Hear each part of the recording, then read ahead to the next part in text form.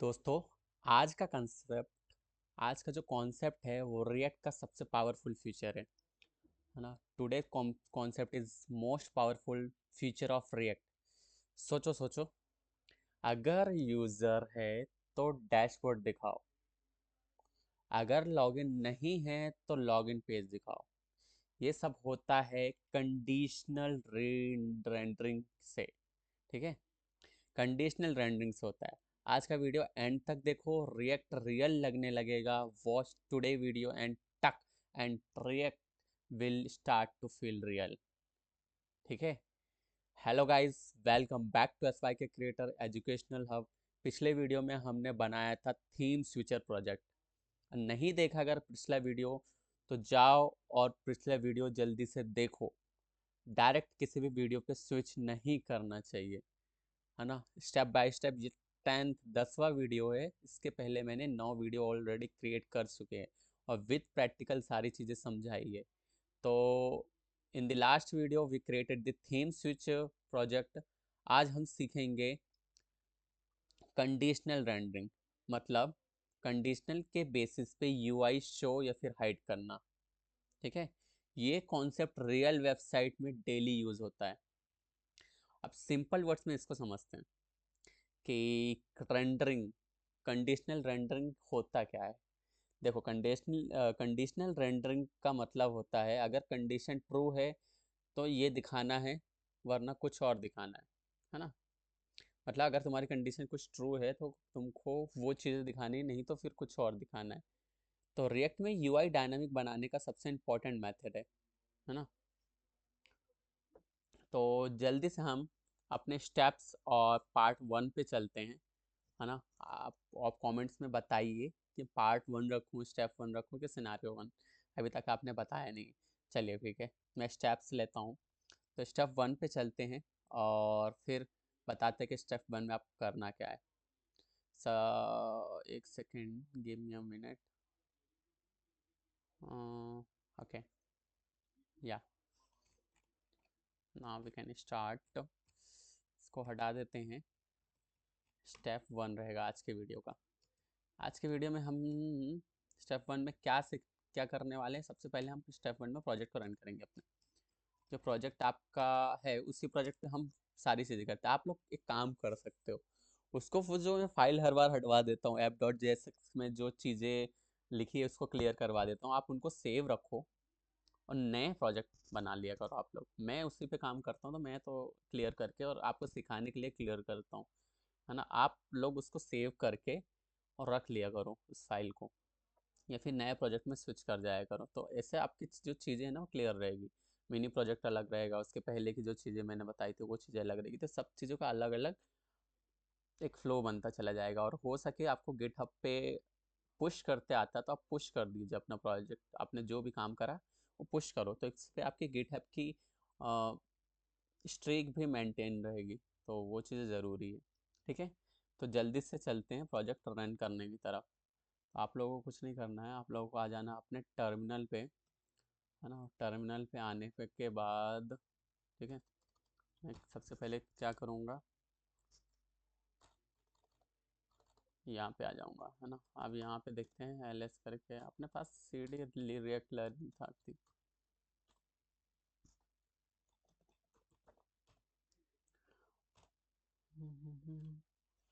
गलत आ रहा है, ऐसा क्यों।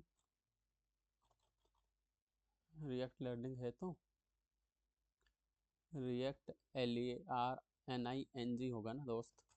अब आ गया, ठीक है। रिएक्ट लर्निंग, फिर किसके अंदर जाना, वाइट का project, I think Vite project.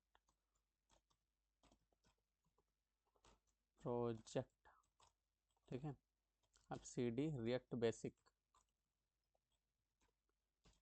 C D का मतलब पता है ना, चेंज डायरेक्टरी। और हम फिर उस फाइल उस फोल्डर में चले जाते हैं, डायरेक्टरी के अंदर चले जाते हैं। ठीक है, आ गए हम। अब यहाँ पे हम npm रन करेंगे। रन करते तो आने लग गया होगा आप सब लोगों को। ठीक है, npm रन डी। ठीक है, और फिर मैं आपको ले चलूँगा अपने ब्राउज़र के ऊपर। देखो ये रन हो गया। तो ब्राउज़र में जाएंगे और एक शॉर्टकट बताऊंगा, मैं वहाँ पे कॉपी नहीं कर रहा हूँ, बहुत हो गया कॉपी कॉपी करना। क्रोम ब्राउज़र में जाएंगे, आपको कुछ नया सिखाता हूँ। कुछ नहीं करना, आपको कंट्रोल शिफ्ट प्लस टी कर देना, तो लास्ट जो चीज़ें रहेगी वो वापस आ जाती है। आपको दिख रहा क्या? नहीं दिख रहा यार।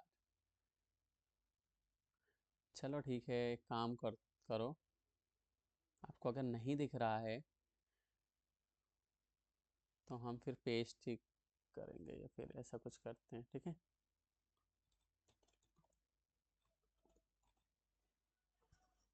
ठीक है, ये पिछले वीडियो का चीज़ है, टॉगल थीम स्विचर बनाया था जो, ठीक है। कुछ नहीं, अगर आपको ये पूरे विंडो में करना है तो आपको बस पैडिंग वगैरह सीएसएस में थोड़े चेंजेस करने होंगे बस, और कुछ नहीं, बाकी तो सही है, सेम है, ठीक है।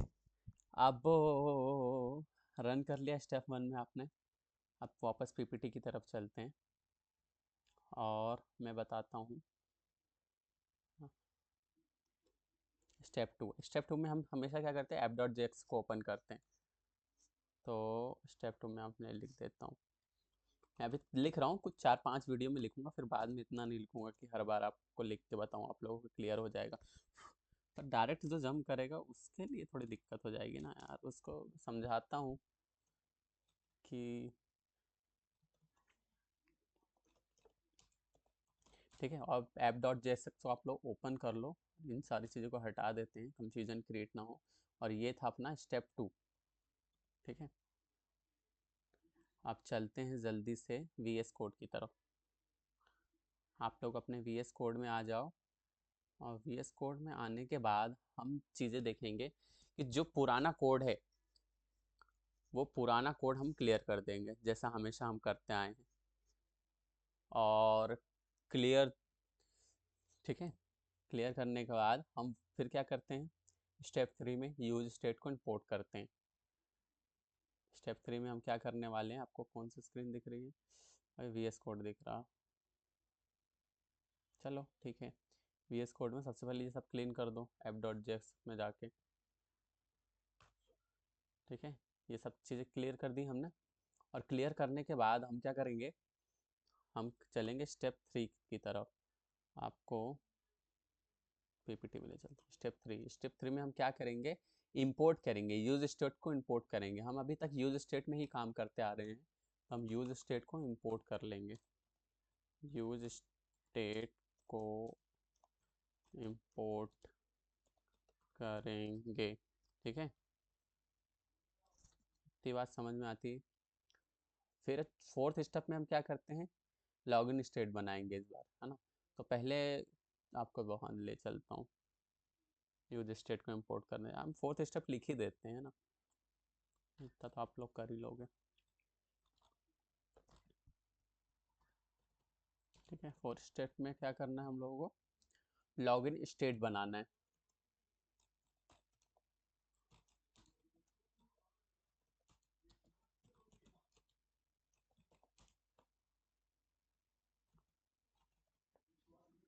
तो लॉगिन स्टेट हम कैसे बनाएंगे, सबसे पहले वही करेंगे, एक फंक्शन ऐप जो रहता है उसके अंदर हम कांस्टेंट बनाएंगे इस लॉगिन और सेट लॉगिन।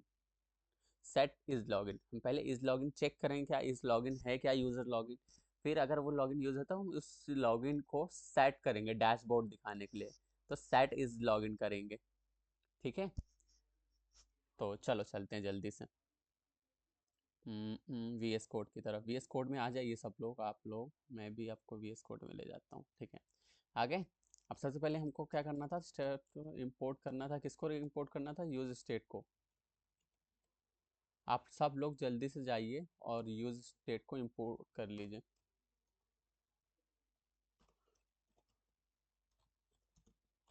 है ना। ये इंपोर्ट करने के बाद आपको क्या करना है, फंक्शन ऐप बनाना है।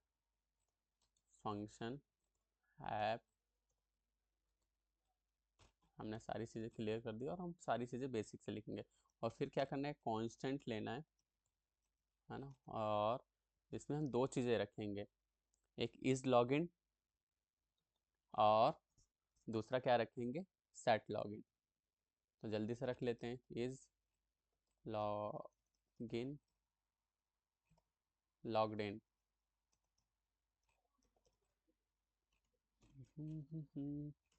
और दूसरा रखेंगे सेट लॉगिन।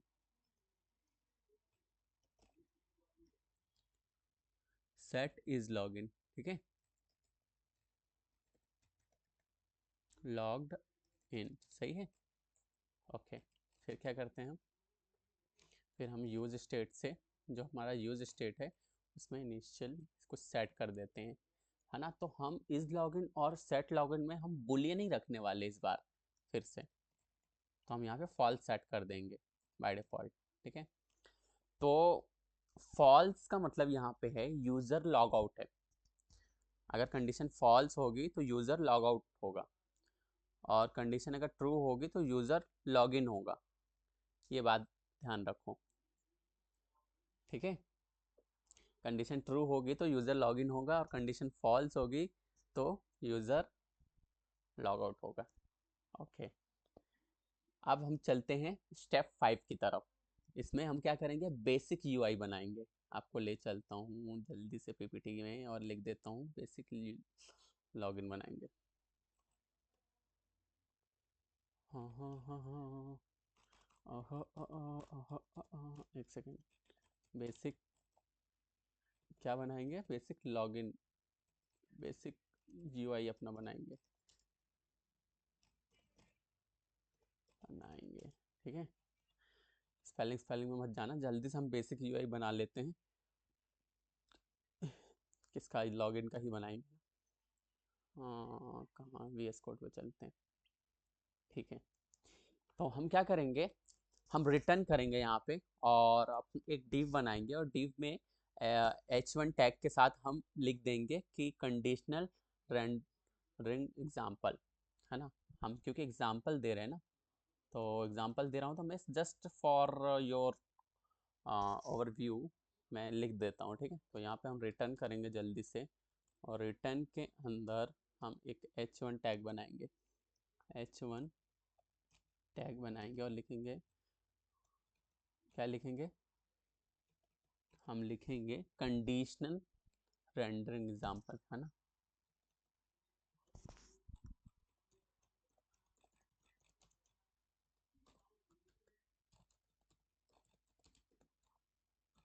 ठीक है, इतनी बात समझ में आती है आप लोगों को, यहाँ तक क्लियर है क्या आप लोगों को, क्लियर है क्या, ठीक है। अब हम स्टेप 6 में जो मेन चीज़ है वो करने वाले हैं। हम यहाँ पे conditional if else rendering condition लगाएंगे, ठीक है, जो कि हमारा मेथड 1 होने वाला है, जो पिछले वीडियो में हमने कंडीशन लगाई थी टर्नरी के थ्रू, तो इस बार भी हम टर्नरी के थ्रू लगाएंगे, ठीक है। तो आ जाओ, यहाँ पे लिखेंगे इज लॉगिन,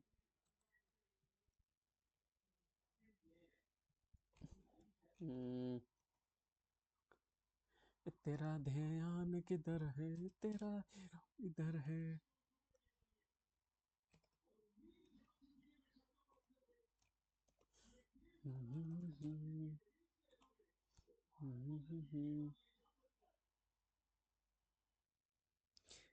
दोस्तों, सबसे पहले हम इसको डीप में रख लेते हैं एक बार, है ना। इसको डीप में रख लो सब लोग, और डीप के अंदर हम क्या करेंगे, ये h1 टैग को रखेंगे।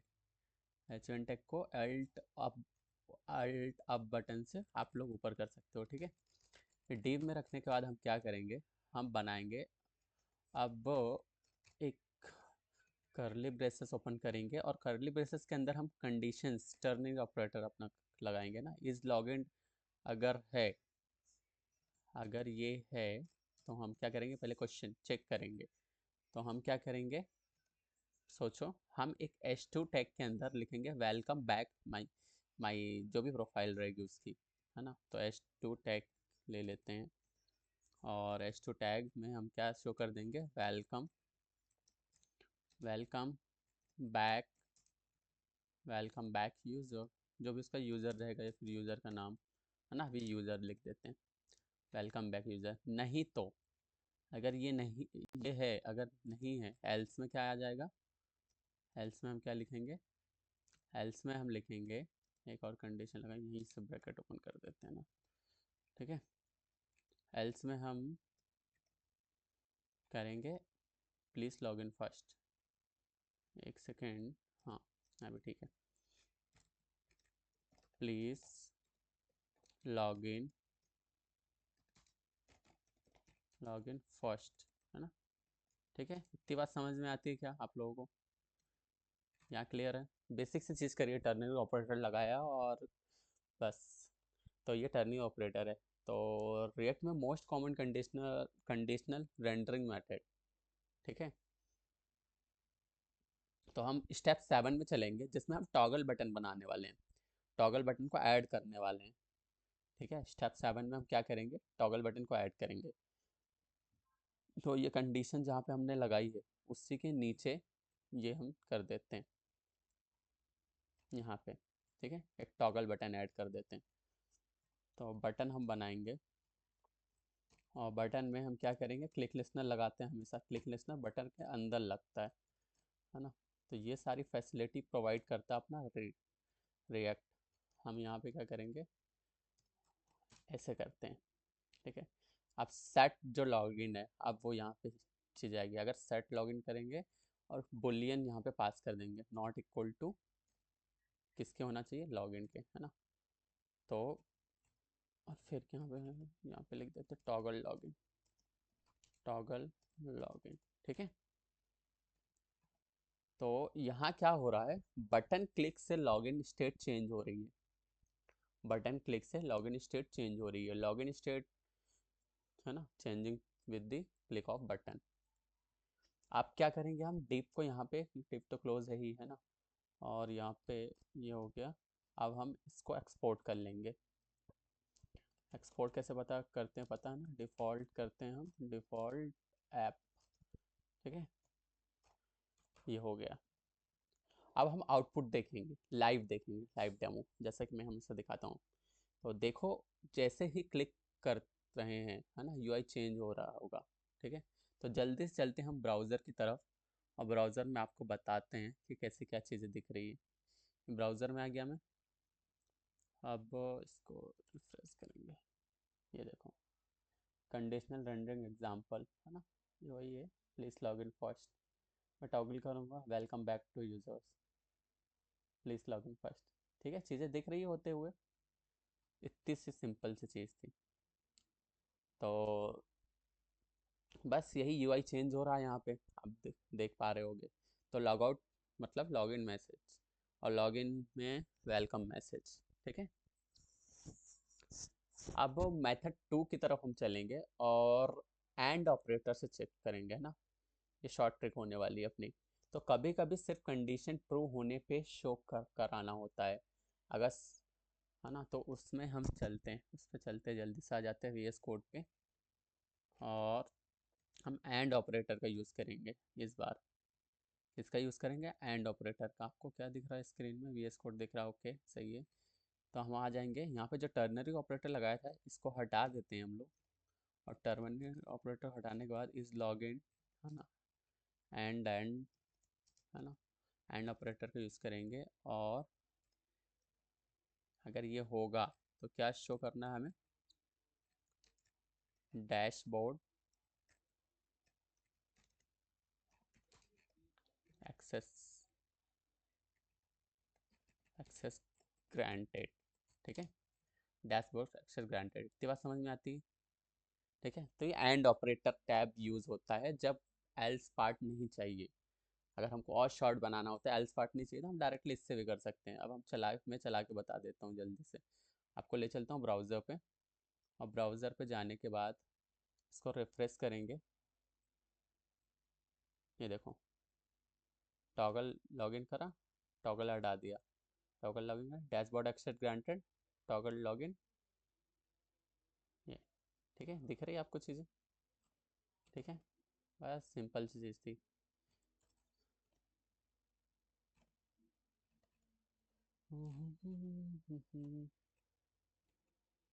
चलो ठीक है, ये आज का, ठीक है,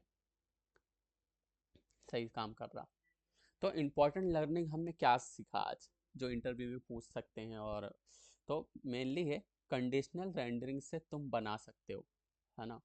क्या क्या चीज़ें बना सकते हो, login log out UI, loading spinner बना सकते हो, डार्क मोड जो हमने पिछले वीडियो में डार्क एंड लाइट मोड देखा था वो बना सकते हो, एरर मैसेजेस दिखा सकते हो, रोल बेस्ड डैशबोर्ड बना सकते हो। तो ये सारी चीज़ें आप बना सकते हो। ठीक है, अगर आपको कंडीशनल रेंडरिंग समझ आ गया है तो कमेंट में लिखो कंडीशन क्लियर। नेक्स्ट वीडियो में हम बनाएंगे react form, input handling project बनाने वाले। ठीक है, तो till then bye bye, take care, मिलते हैं नेक्स्ट वीडियो में। तब तक आप अपने हेल्थ और वेल्थ दोनों का ध्यान रखना।